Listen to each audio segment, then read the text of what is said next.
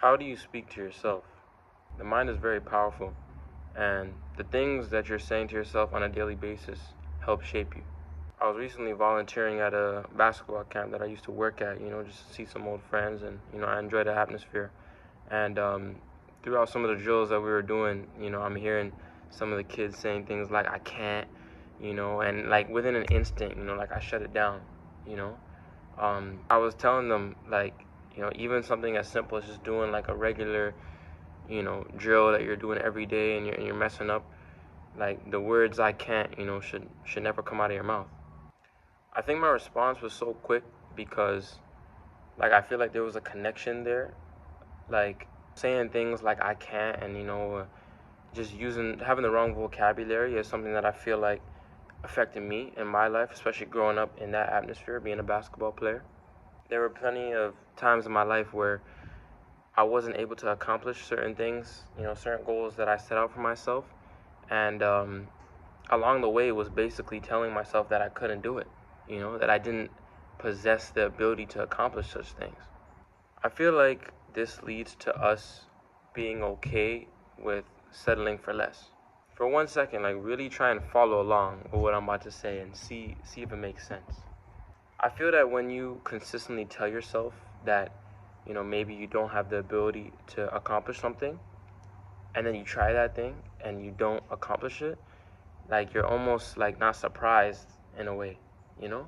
For example, if I don't feel like I'm capable of getting an 80% on a test that I'm about to take, when I take the test and I get it back and I don't get that 80%, a part of me will be like, well, I didn't even think I could do it anyway, so it's whatever. Over time, I feel that these limits that we're placing on ourselves just makes us more prone to always settle for less than what we had originally strived for. Truly believing that you could accomplish something, or truly believing that you are something, like that you're attractive, whether that's physically or mentally, like truly believing in that, it makes all the difference. Can you embrace mental toughness and try your very best to gain control over your emotions? It's kind of funny and a little embarrassing for me to share, but if there's anyone out there that can relate, I don't mind sharing it. But when I get into those like states where you're getting a lot of negative thoughts, sometimes like I literally just step back and I'm like, no, like literally just telling myself, like saying it to the negative thoughts in my mind. I'm just straight up, I'm like, no, it's not gonna be like that today. Like, I be saying it in a stern voice too, like, and it's kind of like it's kind of a joke, but like it is serious too, because like all of us will know, like when you get into that rabbit hole of negative thoughts, and it could get bad. Like, sometimes it's hard to control, but sometimes it's funny and it's weird, but you almost have to be stern with yourself and be like, nah, like I decide, you know what I mean? Like, it's not gonna be like that. It's just my humble opinion. I feel like you do need to have a bit of that stern internal dialogue with yourself if you really want to get over things. And to me, that doesn't mean just like disregarding or like not acknowledging these things that are bothering you. It's about addressing them. It's about understanding what these things are, why you feel a certain way about them.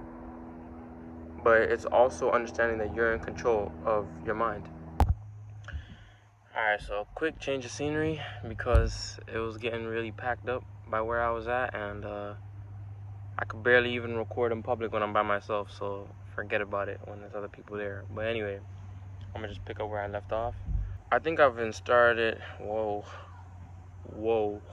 I think I've been able to begin to enjoy being able to be at peace with the emotions that I feel. There's times where you get anxious, you get nervous, all these different emotions are, in and out of your mind. But one thing that, I try to implement um, is not feeling like there's something wrong with me for feeling these things. Like, it's very natural, like even my dad used to say things like, um, he would ask me like before a game or something, like if I was nervous, and I'm trying to be cool, like, nah, I'm not nervous. But he would just be like, when you're nervous, you're alive, like it's very natural, like, to feel these things. I'm able to have these internal conversations that I'm talking about here where I'm able to say, like, you know what, like, I know I'm nervous, I know I'm anxious about the situation or whatever it is, but, you know, I'm not going to allow these emotions to, dictate, how I'm going to react to certain things or how I'm going to play a game or give this presentation or, try on this test or like whatever it is. I'm not going to let them control me. I'm going to acknowledge them and not feel odd for feeling this way, but also not allow them to hold me back. It's important that I say these things to myself, like say them either out loud to yourself or in your mind, but I take time away from people, you know. I'll find a place where I can just be by myself, and say them out loud to myself with conviction. It sounds so silly, it sounds weird sometimes, but I don't know, man. Like, I'm okay with doing these silly things or whatever if it means that I could overcome. And, yeah, that's it. I'm going to do what I have to do to overcome the difficult periods. And, yeah, it's either your win or your loss, man. You choose. How easily influenced are you? And do you have the power to make your mind impermeable to the outside noise? And growing up, like, especially like a younger kid, I would switch up my opinions on everything just to be seen as cooler, I could think that a pair of kicks were like the cleanest, nicest pair of shoes in the world, but if the group leader wasn't messing with them, then I would just say they were dense, I would just say that they weren't nice. Over time, you stop believing in yourself, you stop trusting yourself, you become very dependent on the opinions of people around you.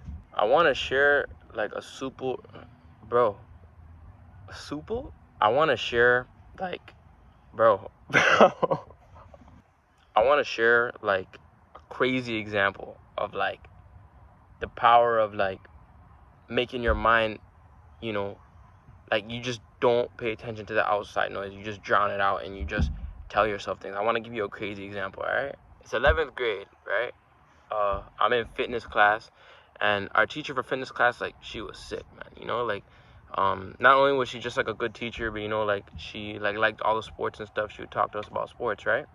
Basically, just for some context, I was always that kid where, like, if the teacher, like, made a joke or something, or, like, they tried to do something to, like, be engaging with the class, and, like, no one was, like, like, engaging with her, like, or him or whatever, I would always be that student to, like, laugh or like, nice one, or just like have a conversation with them, because it's just who I am. I can never leave people hanging like that. Sometimes it's my downfall, but people will appreciate it. But my fitness teacher, she would come in and she would give like her takes like on basketball and stuff, right?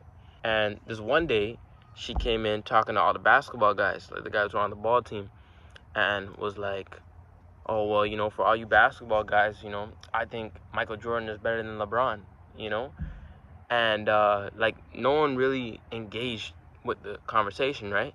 And genuinely, at the time, I thought Michael Jordan was better than LeBron too, like that's actually how I felt. But just to like, like, I won't say throwing her a bone, like I'm not trying to make it seem like it's a charity case, but I was just like, let me just be engaging, she's a nice teacher and stuff, let me like, she might be seeing this. I remember just saying, like, one of the days where she's like, Michael Jordan's better than LeBron. I remember just saying, like, oh, yeah, no, LeBron's better, right? And I didn't even believe it, but I was just like, yeah, no, LeBron's better. Every day for, like, the rest of fitness class, like, the rest of the whole year, another, like, 4 months, I was, like, defending LeBron, like, every day. And I didn't even believe that LeBron was better than Michael Jordan. And all these arguments that she's giving, other students, now they're chiming in and stuff, you know what I mean?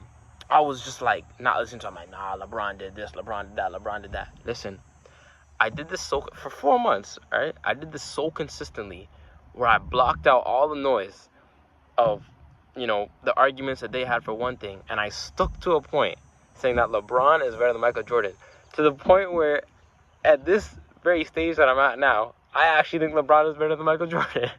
And at the time, I did not think that. Like, I'm not really a LeBron fan. I mean, like, he's cool and stuff, but, like, he's not really one of my favorite players. I argued it for so long, and every time they would make an argument about, like, Michael Jordan or something, I would just be like, nah. Like, even if I kind of agreed with her or I wanted to, I'm like, nah, like, I don't really care.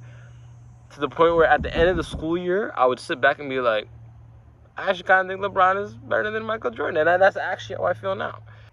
I know it's like a crazy and like silly example or whatever, but honestly, what I could take away from it today is that when you truly lock in on a mindset or goals that you set for yourself or beliefs, and you truly block out the noise, you block out any negativity or anything that goes against what you believe, like you just take it on, man. Like, you know, like you just, like nothing affects like what you're trying to go for, you know?